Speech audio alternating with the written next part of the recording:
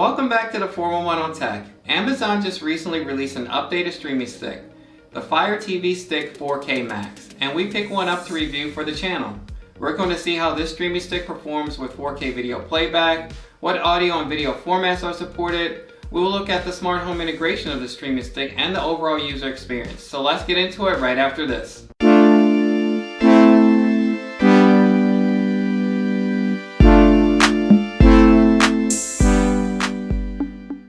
The Fire TV Stick 4K Max comes in at $55, which puts it $5 over the regular 4K stick. Amazon Fire products often go on sale, so you can probably snag it for less, especially with Black Friday coming up. This price point also makes it comparable in price to the Chromecast with Google TV and the Roku Stick 4K Plus. The Roku being the most expensive of the three at $70. Inside the box, you get the Fire TV Stick 4K Max, Alexa voice remote, an HDMI extender cable, a micro USB cable, power adapter, 2 AAA batteries, and a quick start guide. And having that included extender cable is nice to give you more flexibility in hooking up the Fire Stick to your TV, if it happens to be flush mounted to the wall, or if there's just not that much space behind the TV. If your TV has a USB port and you want a cleaner install, you can use it to power the Fire Stick, but Amazon recommends using the included power adapter as some USB ports can be underpowered and affect performance. The Fire Stick 4K Max is packing a quad-core 1.8 GHz CPU and a 750 MHz GPU. The CPU is up from 1.7 GHz of the previous Fire TV 4K streaming device. There are 2 GB of RAM this time around. These increases equate to 40% more powerful device, claims Amazon. The benefit of the increased RAM is that hopefully apps will relaunch quickly because they can stay in RAM instead of closing down. We will talk more about our experience with that in this review. You also get 8 GB of internal storage, which is pretty standard for a streaming stick. However, that 8 GB can fill up pretty quickly.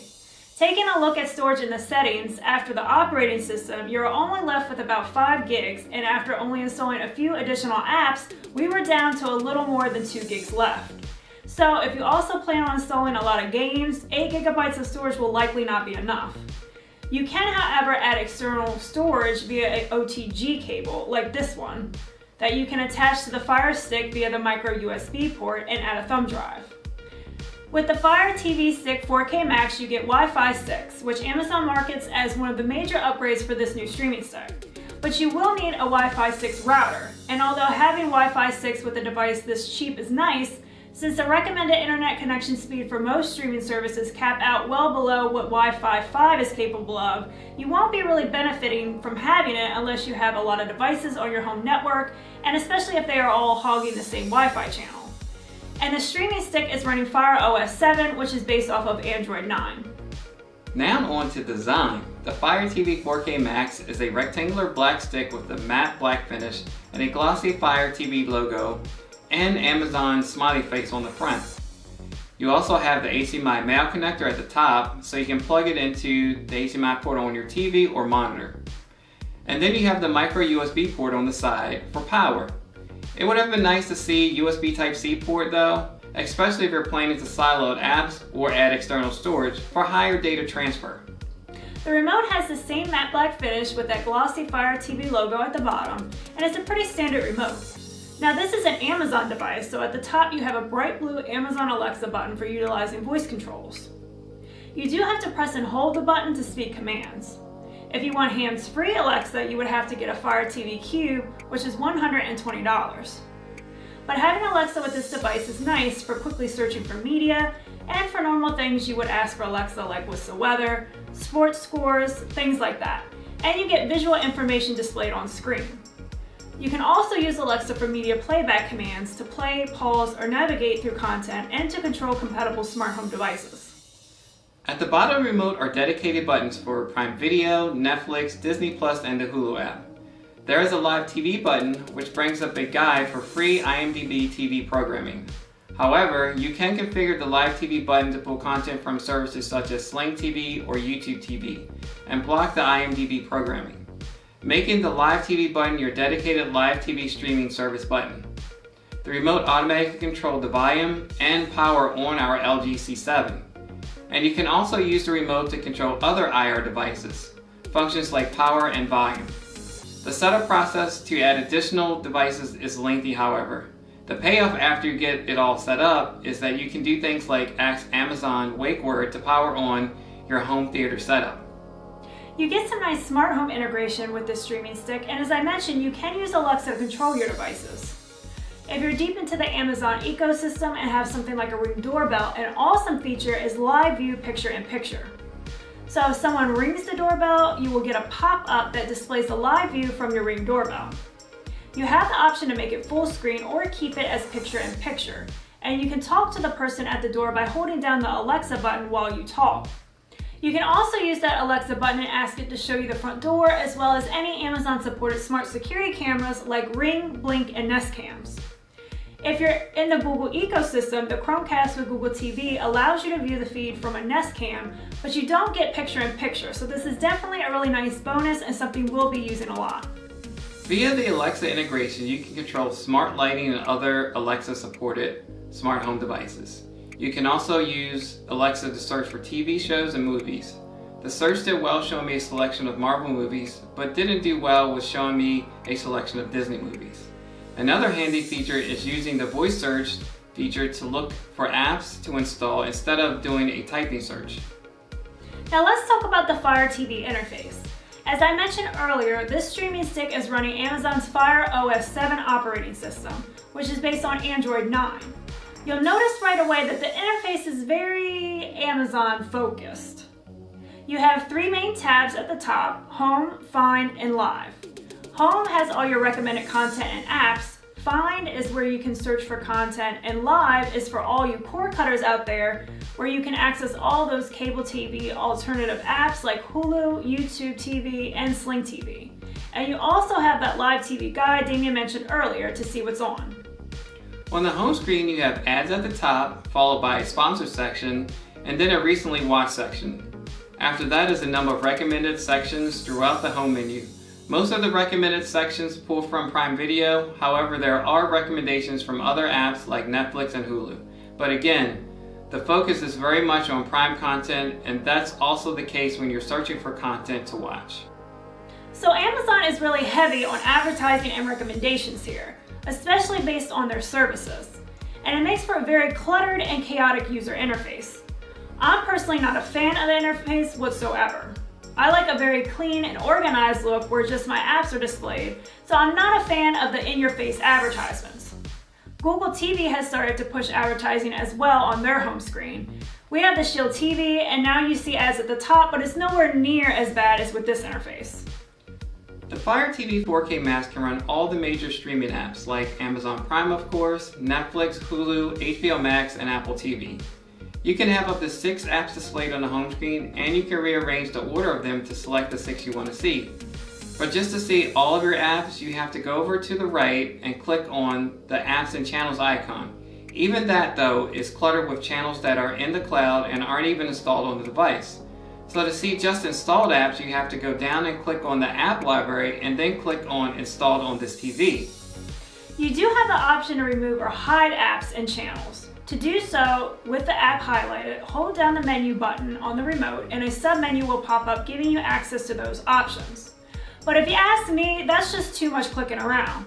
My best recommendation is to use Alexa and those dedicated app buttons at the bottom of the remote, which make it easier to search, find, and access your content and apps. Also, when your screen time's out due to inactivity, even the screensaver pushes ads. You can, however, go into the settings to change what the screensaver displays, which is nice. We went in and changed it to display a slideshow of our pictures we have uploaded to Amazon Photos. The Fire TV Stick 4K Max also supports all the major HDR formats, so you'll be covered when playing HDR10, HDR10+, HLG, and Dolby Vision content, if those formats are supported by your TV. And for supported audio formats, you have Dolby Digital Plus, and Dolby Atmos, which is a nice addition. Besides that, the Fire TV 4K provides support for 7.1 surround, 2-channel stereo, and up to 5.1 via HDMI audio pass-through. Now let's talk about performance. As we mentioned earlier, what gives this streaming stick the Max in its name is that it has a quad-core 1.8 GHz CPU over the original Fire Stick's 4K's 1.7 GHz CPU. and its GPU is 750 MHz versus 650 MHz. You also get more RAM too, 2 GB versus 1.5 GB, which should allow for more apps to be stored in memory, leading to quicker load times. That's a decent jump in performance. We don't have the original Fire Stick 4K, but from our experience with the 4K Max, apps are snappy and load quickly, with no noticeable long load screens. Content also loaded pretty quickly as well. And to test out gaming performance, we loaded up Asphalt 8 and that ran pretty smooth. This being an older title, the developers have had time to optimize the game to run on many platforms, including Android. We plan on doing another video covering some other things you can do if you like to tinker, including game emulation. So we'll show more about game performance in that video. Don't forget to hit that notification bell so you know when the video comes out, if you're interested. We will now test the 4K video playback on the Fire TV Stick 4K Max using YouTube and checking out performance via Stats for Nerds.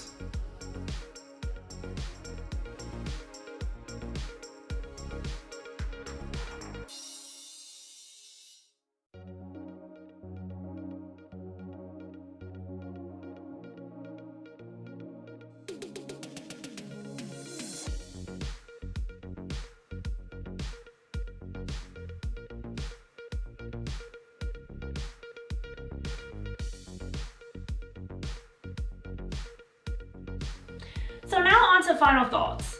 As for who I think should get this, I think it depends on what you want to use it for. If you just plan on getting this to stream content from a handful of apps, I think it's just fine. If you can get over all the Amazon advertising. Apps load up pretty quick, the picture looks great, and you get all those HDR formats all the way up to Dolby Vision. And you even get Dolby Atmos for audio, although not everybody has a Dolby Atmos setup, so I'm not sure that this is a big selling point for the average consumer. I do really like that live view picture-in-picture though. I'm always trying to scramble for my phone when somebody rings the doorbell, so it's nice that it will just pop up right on the Fire TV and I can use the remote to talk with whoever is at the door. However, I still just find it hard to recommend the streaming stick. The user interface was just too crowded with the never-ending ads and recommendations that are mostly focused on Amazon services, which we don't watch content on as much. I just like a nice, clean interface that just shows my apps and that's it. Also, that 8 GB of storage is just not enough. We just installed a handful of apps and we're already down to just 2 GB of storage left, and then we tried to download Asphalt 8, which is a racing game, and we were pretty much out of space. You can attach an OTG cable and throw in a USB thumb drive for more storage like we mentioned, but it's still a hassle. I like that it was very snappy and has all the major streaming apps and YouTube. In recent news, it is said that Roku devices may lose YouTube due to the two companies not being able to reach an agreement. So having YouTube here is nice. The 4K playback was very good, and I also like the ability to see your Ring doorbell live feed while using other apps. The addition of Wi-Fi 6 is nice for households that have a lot of Wi-Fi connected devices, as Wi-Fi 6 handles that a lot better. Also, there is a large selection of apps. While Roku has more apps, all the ones we will want are here. Things I didn't like were there were a lot of sections that have Prime recommendations, and there are a lot of ads everywhere. Also, not having Chromecast or AirPlay is a big negative for me. We're always pushing content from our phones. The voice search was hit or miss when searching for content. When it worked, it was great, but sometimes it just didn't find the content we were looking for. I would say this device would be good for you if you don't care about not having Chromecast or AirPlay and don't mind ads and Amazon Prime heavy recommendation. The 4K playback and snappiness of the device are excellent. So that's going to do it for this one, guys. Please do remember to subscribe, like, and comment down below. It helps our channel grow a lot so we can keep delivering content like this for you. And we're going to see you guys in the next one. Bye.